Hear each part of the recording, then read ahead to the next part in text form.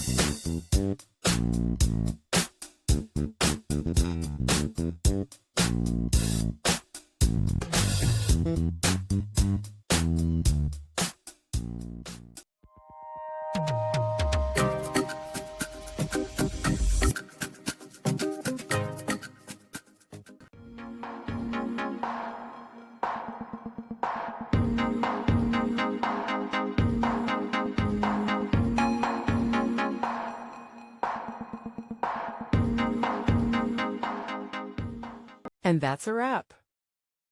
I hope you found the answer you were looking for. If you did, take a second to hit that subscribe button. It really helps out. And let me know in the comments which solution worked best for you. See you next time in the debug zone.